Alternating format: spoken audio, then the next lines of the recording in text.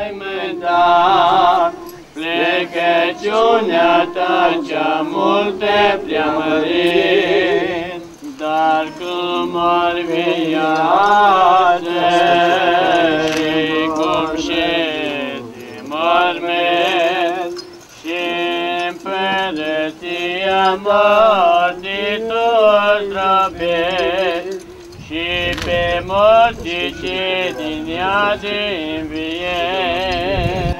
Și-a tare bune, Doamne, pe cine ce-a văzut pe mare de căi, de căile Dumnezeu, i-a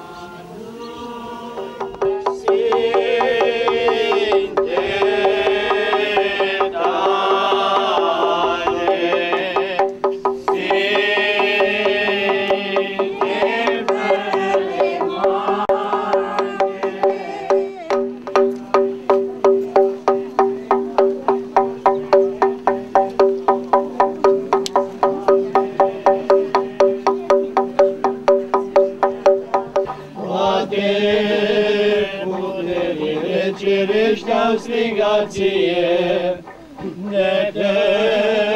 Dătătorule de viață, Hristoase, Dumnezeul nostru, mărire ție.